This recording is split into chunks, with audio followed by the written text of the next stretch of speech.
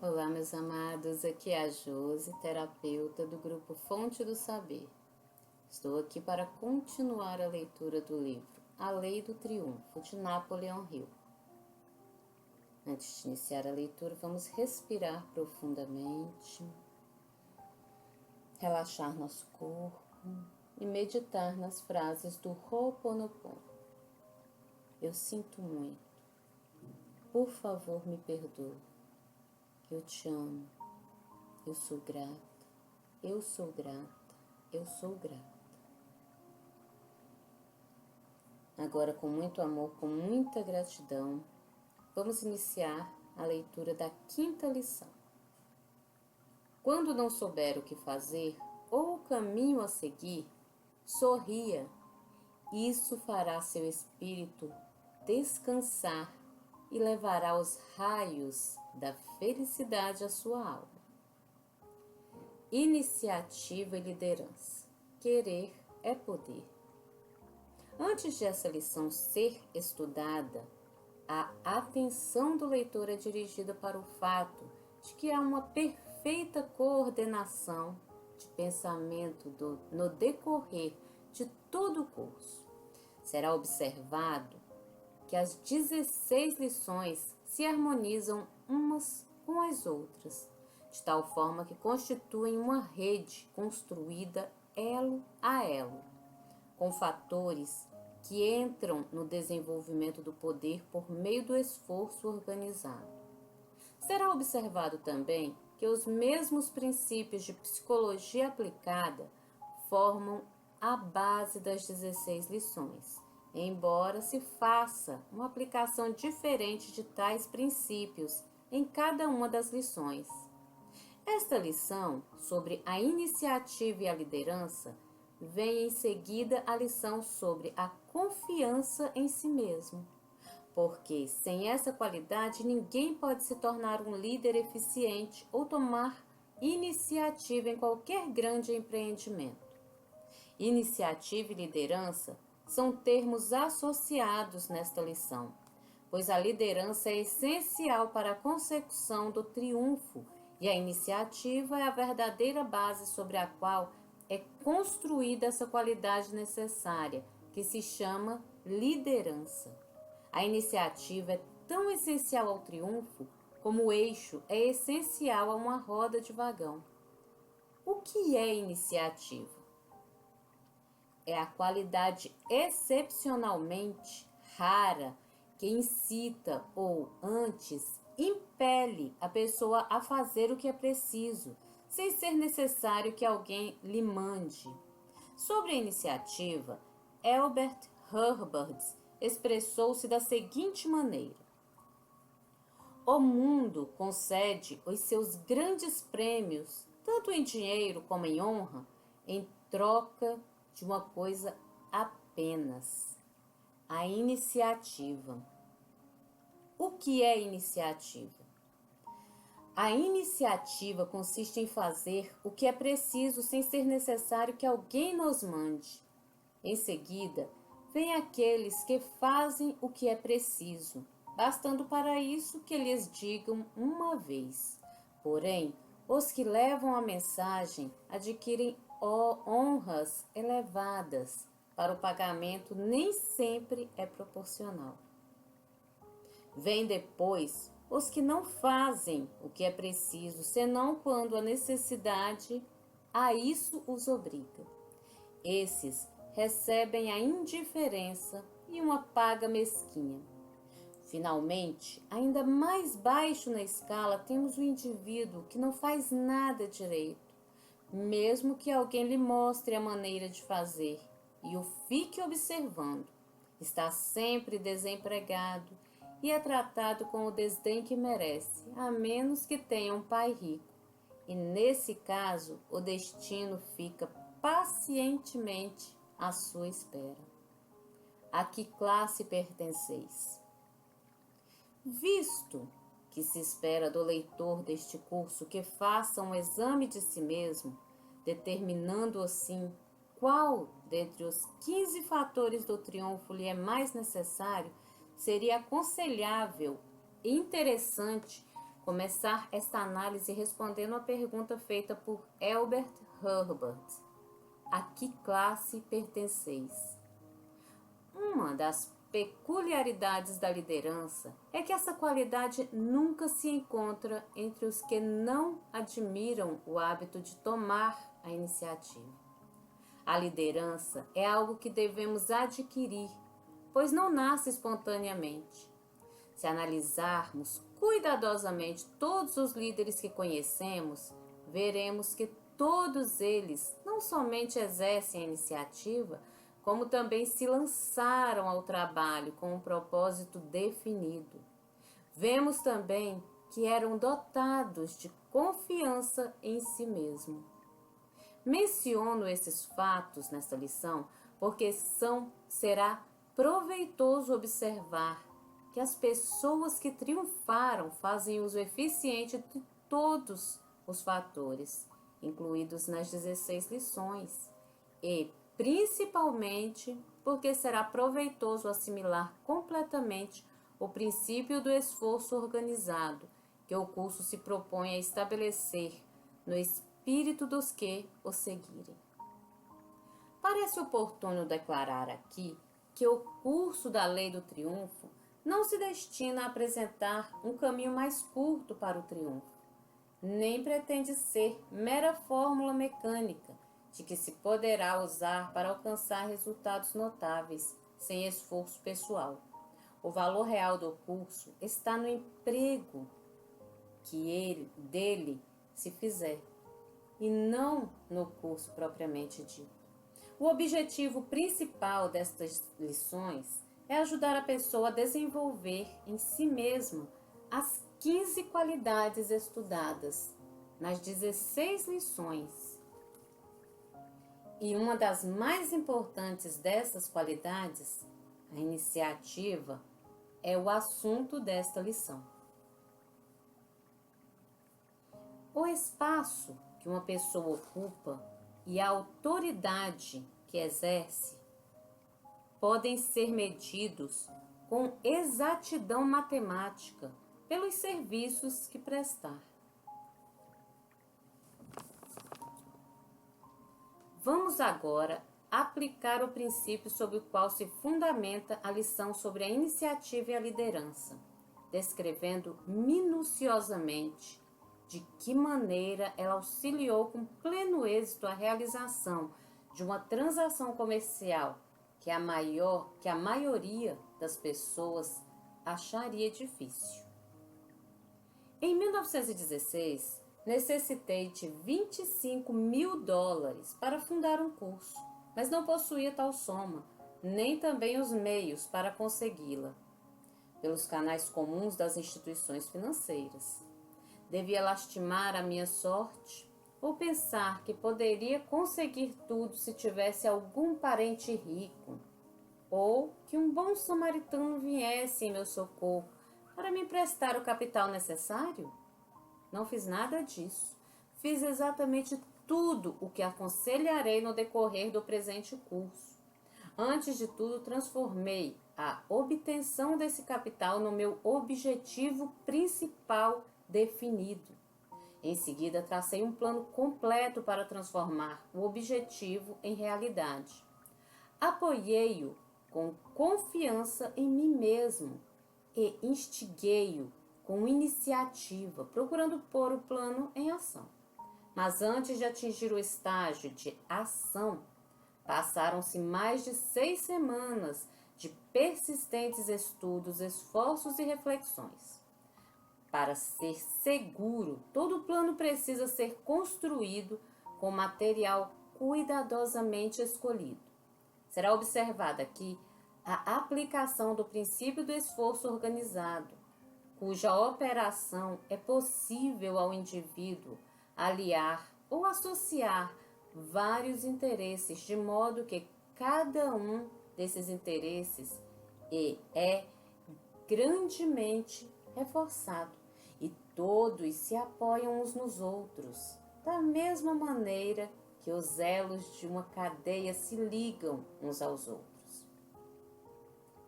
Eu precisava de um capital de 25 mil dólares para fundar um curso de anúncios e vendas. Duas coisas eram necessárias para a organização dessa escola: o capital de 25 mil dólares, que eu não tinha, e a habilitação, que eu possuía. Meu problema era aliar-me a um grupo de homens que me emprestassem 25 mil dólares. Essa aliança deveria ser obtida por meio de um plano que beneficiasse a todos os interessados.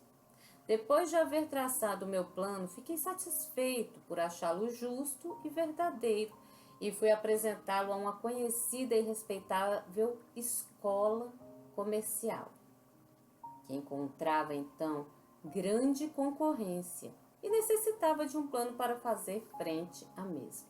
Meu plano foi apresentado mais ou menos com as seguintes palavras: considerando que os senhores têm uma das escolas comerciais mais conceituadas da cidade, considerando que necessitam de um plano com o qual possam fazer frente à atual concorrência no meu campo de atividade, considerando que a boa reputação de que gozam já deu à sua escola o crédito de que ela precisa, considerando que possuo um plano que os ajudará a enfrentar com vantagens a concorrência, resolvi aliar-me aos senhores por meio do plano que vou apresentar.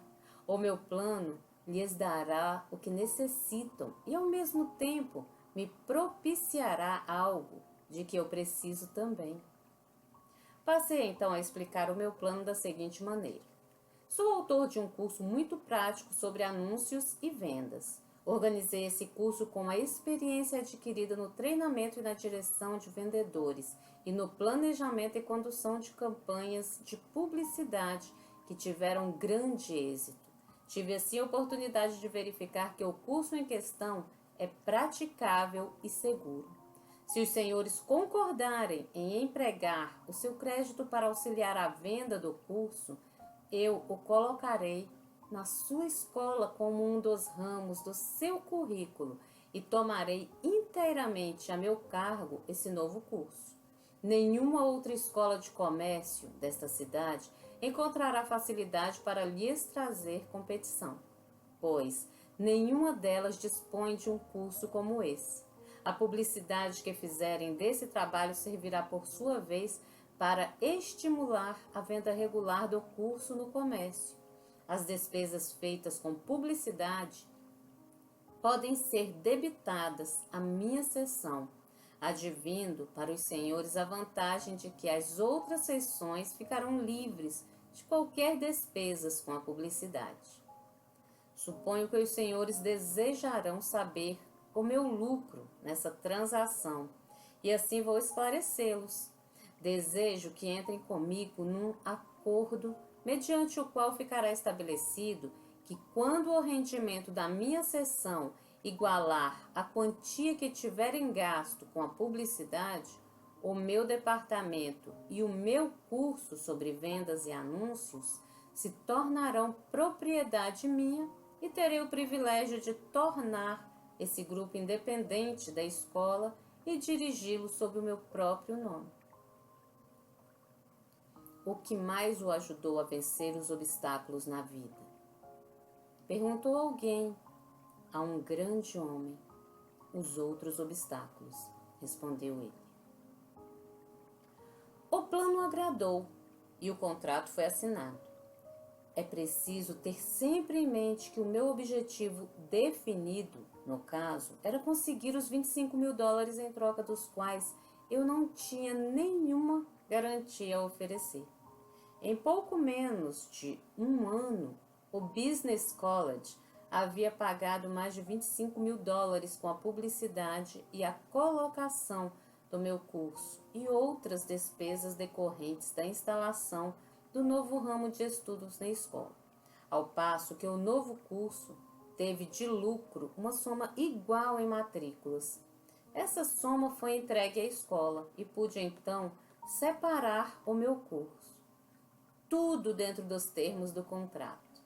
Na verdade, o novo curso não somente serviu para atrair estudantes de outros ramos de ensino da escola, como também a renda que arrecadou foi suficiente para colocá-lo em situação de financiar todas as suas despesas antes de findo um ano da sua fundação.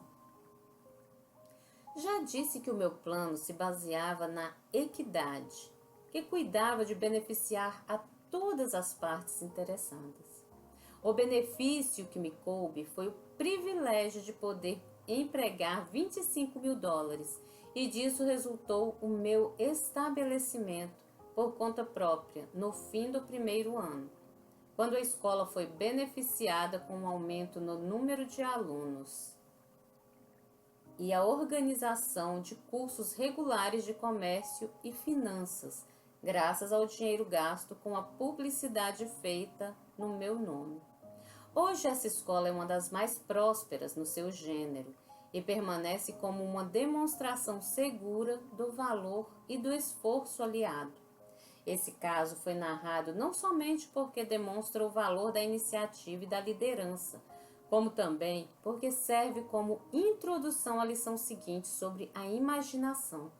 Existem por aí muitos planos por meio dos quais um desejado objetivo pode ser obtido, e muitas vezes acontece que os métodos mais usuais não são os melhores. O método normal, no caso narrado, seria o empréstimo por meio de um banco. Tal método, como se viu, no caso seria impraticável, pois eu nada tinha para dar em garantia do empréstimo. Um grande filósofo disse um dia: a iniciativa é a chave que abre a porta da oportunidade. Não me lembro agora o nome desse filósofo, mas não há dúvida que era grande, pois essa afirmativa encerra uma verdade. Delinearemos agora o plano que o leitor deve seguir para se tornar uma pessoa de iniciativa e um líder no seu campo de ação. Primeiro, deve perder o hábito da demora e eliminá-lo do seu material construtivo. O hábito de deixar para amanhã o que poderia ter sido feito ontem é prejudicialíssimo e nada poderemos realizar na vida antes de nos livrarmos dele.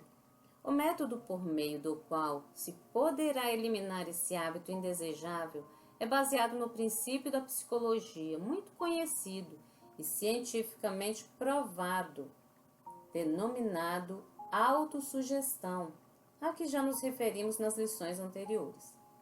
Copie o leitor a fórmula seguinte e coloque-a de maneira bem visível no quarto, de modo a poder lê-la todas as manhãs e todas as noites. Iniciativa e liderança. Tendo escolhido um objetivo principal definido, compreendo que é meu dever transformá-lo em realidade. Assim, adquirirei o hábito de realizar todos os dias uma ação definida, que me fará dar um passo a mais para a consecução desse objetivo principal. Sei que a demora é um inimigo mortal de todos os que querem se tornar líderes em qualquer empreendimento. E assim, eliminarei esse hábito da minha vida do seguinte modo: A. Fazendo todos os dias ao menos uma coisa definida, que precisa ser feita, sem que seja necessário alguém me dizer o que devo fazê-la. B. Olhando em volta de mim todos os dias até encontrar uma coisa que possa fazer e que seja útil para os outros e fazê-la sem esperar pagamento. C.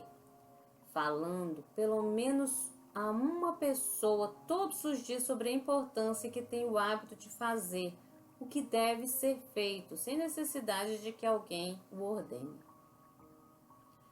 Posso verificar que os músculos do corpo se tornam fortes à proporção que são usados. Assim, compreendo também que o hábito da iniciativa se torna fixo na proporção em que é exercitado. Quanto mais praticar esse hábito, mais decisivo ele se tornará. Compreendo que o melhor meio para começar a desenvolver o hábito da iniciativa é empregá-lo nas pequenas coisas relacionadas com o meu trabalho diário, de modo que irei todos os dias para ele como se o meu único intento fosse desenvolver o hábito tão necessário da iniciativa. Compreendo que pela prática do hábito de tomar a iniciativa em coisas relacionadas com a minha ocupação de todos os dias, não somente desenvolverei esse hábito, como também atrairei a atenção daqueles que darão mais valor ao trabalho, notando os meus esforços. Assinado. Coloque seu nome. Seja qual for a nossa ocupação, todos os dias nos encontramos diante de uma oportunidade para ser útil aos outros, independentemente dos nossos deveres habituais. Prestando um serviço adicional, sabemos naturalmente que não podemos esperar por pagamento. Prestamos esse serviço porque ele nos proporciona meio de exercitar, desenvolver e tornar mais forte o espírito de iniciativa que devemos possuir, a fim de alcançar uma posição de destaque no campo de atividade que escolhemos. Os que trabalham apenas por dinheiro, que apenas recebem em pagamento, são sempre mal pagos, seja qual for o seu salário. O dinheiro é necessário, mas os grandes prêmios da vida não podem ser avaliados em cifras. Nenhuma quantidade poderá substituir a felicidade, a alegria e o orgulho que pertencem à pessoa que realiza um melhor trabalho, seja de que gênero for. Toda pessoa normal gosta de fazer alguma coisa que está acima da média. A alegria de criar um trabalho de arte é algo que não pode ser substituído por dinheiro ou outra qualquer forma de posse material. Tenho a meu serviço uma moça que abre, seleciona e responde grande parte da minha correspondência pessoal. Trabalha comigo há mais de 3 anos. Quando começou o seu trabalho, consistia em copiar o que eu ditava. Seu salário era o mesmo que se paga comumente a uma datilógrafa. Um dia ditei a frase seguinte: lembremo-nos de que nosso único limite é aquele que fixamos em nossa mente. Quando me entregou o papel datilografado, disse-me o seguinte: essa sua frase me deu uma ideia que será de valor para o Senhor e para mim.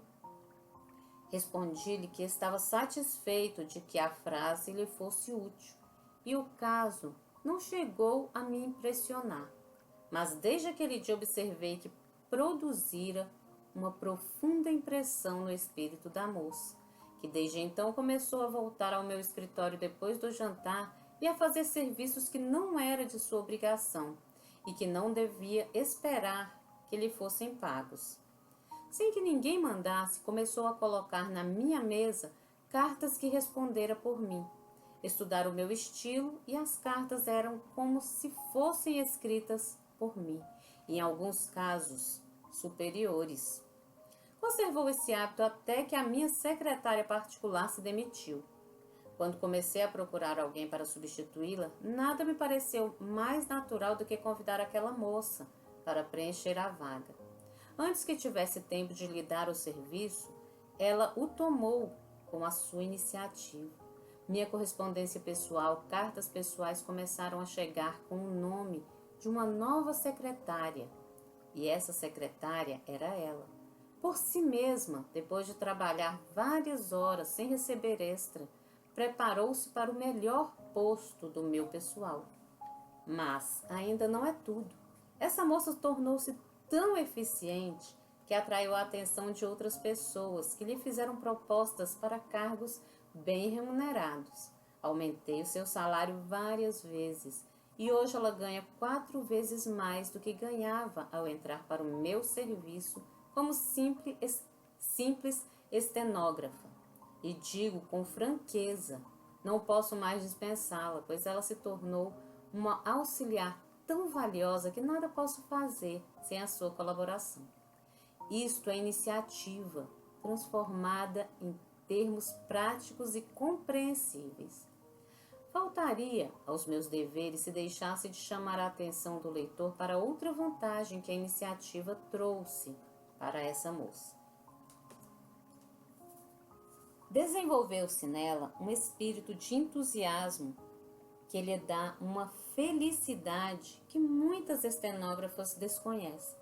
Seu trabalho não é trabalho, é um grande e interessante jogo que disputa. Mesmo chegando ao escritório antes das outras estenógrafas e permanecendo ainda 3 longas horas depois de encerrado o expediente, o seu horário é mais curto que o dos outros, pois que o trabalho não se arrasta monótono para aqueles que se sentem felizes com ele. Chegamos agora ao segundo passo do processo exato que se deve seguir para o desenvolvimento da iniciativa e liderança. Naturalmente, o leitor compreende que o único meio de obter a felicidade é proporcioná-la aos outros. O mesmo se aplica ao desenvolvimento da iniciativa. Pode-se desenvolver melhor essa qualidade, essencial quando se procura interessar os que nos cercam em fazer a mesma coisa. É fato bem conhecido que aprendemos aquilo que nos esforçamos por ensinar aos outros. Se alguém abraça determinado credo ou fé religiosa, a primeira coisa que faz é procurar conseguir prosélitos para sua crença. E na proporção exata em que consegue impressionar os outros, impressiona a si mesmo. No que se refere a vendas, é sabido que nenhum vendedor consegue êxito na profissão antes de saber vender a si mesmo. Ou, por outras palavras, nenhum vendedor consegue triunfo na sua profissão antes de se ter convencido de que ele próprio compraria o produto que vende. Qualquer declaração que uma pessoa repete muitas vezes com o objetivo de impressionar aos outros acaba por impressionar a si próprio. Seja ou não verdadeira essa afirmação, podemos compreender agora a vantagem que há em desenvolver o hábito de falar em iniciativa e, em todas as ocasiões, a todos os instantes, e em praticá-la. Fazendo assim, o leitor se tornará uma pessoa decidida, capaz de dirigir os outros, pois é fato bem conhecido que as pessoas seguem mais prontamente, com mais vontade e interesse, o indivíduo que, por suas ações, demonstra ser dotado de iniciativa. No lugar onde trabalhamos ou na comunidade em que vivemos, estamos em contato com outras pessoas. Procuremos nos empenhar em fazer de cada qual um entusiasta do desenvolvimento da iniciativa. Não nos será necessário aduzir razões para isso, nem também anunciar o que estamos fazendo. Prossigamos sempre no mesmo trabalho. Intimamente estamos convencidos de que agimos assim porque essa prática nos ajudará e, ao mesmo tempo, não prejudicará ninguém. Se quisermos experimentar isso, encontraremos tanto interesse como proveito, escolhendo uma pessoa que saibamos ser conhecida por sua falta de iniciativa e procurando incutir-lhe a ideia. Mas não devemos discutir o assunto somente uma vez. Façamos a mesma coisa todas as vezes que tivermos a oportunidade. Abordaremos a questão de um ângulo diferente de cada vez. Se realizarmos essa experiência com tato e energia, ao mesmo tempo, dentro de pouco observaremos uma transformação na pessoa que tentamos experimentar. E observaremos alguma coisa muito mais importante, isto é, observaremos uma transformação em nós mesmos. O leitor não deve deixar de tentar tal experiência. Não se pode falar sobre iniciativa com outras pessoas sem desenvolver antes o desejo de praticá-la. Por meio da operação do princípio da autossugestão, Cada afirmativa que fizermos a outros fica registrada em nosso subconsciente e aí se fixa, seja verdadeiro ou não. Ouve-se muitas vezes: quem vive pela espada morrerá. Interpretada como deve ser, essa frase significa apenas que estamos constantemente atraindo para nós mesmos e estabelecendo no nosso caráter e em nossa personalidade as qualidades que nos influencia, ajuda a criar nos outros.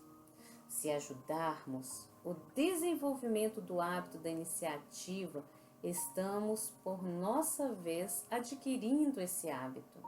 Se espalhamos as sementes do ódio, da inveja, do desânimo, os mesmos defeitos se desenvolverão em nós.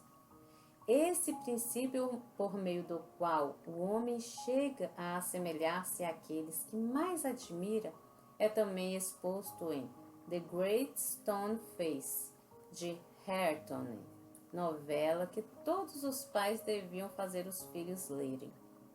Chegamos agora ao terceiro passo, na descrição do processo exato que deve seguir para desenvolver o hábito da iniciativa e liderança. Antes de prosseguir, é preciso explicar o sentido exato do termo liderança, tal como é usado no nosso curso.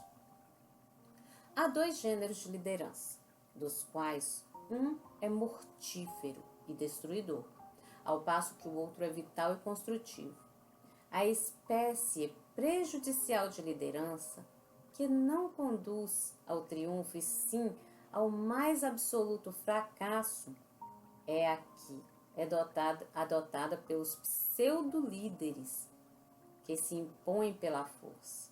Não é necessário descrever aqui esse gênero de liderança ou acentuar os seus campos de ação, exceto a guerra, e nesse caso citaremos apenas um exemplo notável, que foi o de Napoleão Bonaparte. Ele foi um líder, sobre isso não há a menor dúvida, mas dirigiu os seus adeptos para a destruição. Tudo isso, porém, o leitor pode estudar na história da França, se tal é o seu desejo. Assim, não é essa a espécie de liderança que aconselhamos no decorrer das lições sobre a lei do triunfo, embora reconheçamos que Napoleão possuía todas as qualidades necessárias para ser um grande líder, com exceção de uma: faltava-lhe como objetivo definido o espírito de assistência aos outros. O seu desejo de poder, adquirido por meio da liderança, era baseado apenas no engrandecimento da sua personalidade e fundado sobre a ambição pessoal, e não no desejo de elevar o povo francês a uma posição mais alta e mais nobre no conceito das nações. Cultive as suas visões e os seus sonhos como se fossem filhos da sua alma. São as plantas das suas realizações. A espécie de liderança recomendada neste curso de leitura é a que conduz à autodeterminação, à liberdade, ao desenvolvimento próprio, ao esclarecimento e à justiça. É a liderança que perdura. Por exemplo, e, em contraste com a espécie de liderança que foi desempenhada por Napoleão, consideremos o grande norte-americano Abraham Lincoln. O objetivo da liderança era proporcionar ao povo dos Estados Unidos a justiça, a compreensão e a liberdade. Conquanto morresse como mártir por essa crença, o seu nome é recordado no mundo inteiro como simbolizando uma benevolência que nunca trará mais do que benefícios a todo o universo. Tanto Lincoln como Napoleão dirigiram exércitos, mas os seus objetivos eram tão diferentes como a noite e o dia. Se julgássemos necessário dar aos leitores melhor compreensão dos princípios sobre os quais repousa este curso, poderíamos citar hoje exemplos muito semelhantes aos de Lincoln e Napoleão. Porém, isso não é necessário. A habilidade do leitor para olhar em torno de si e analisar os homens que ocupam as primeiras filas em todos os campos de ação é suficiente para lhe facilitar distinguir os homens que exerceram liderança dos dois tipos aqui apontados. O seu julgamento o ajudará a decidir qual o tipo que prefere imitar. Não fazemos nenhuma recomendação particular a esse respeito, pois o nosso intuito ao preparar o curso era unicamente expor os princípios fundamentais sobre os quais se baseia o poder, e não fazer prédicas sobre a conduta moral de quem quer que seja. Apresentamos as possibilidades construtivas e destrutivas, e o leitor pode se familiarizar com todas elas, mas deixamos inteiramente à sua discrição a escolha e aplicação dos princípios, certos de que a sua inteligência o levará a fazer uma escolha boa. Gratidão a todos, meus amados. Muito amor na vida de vocês e até a próxima.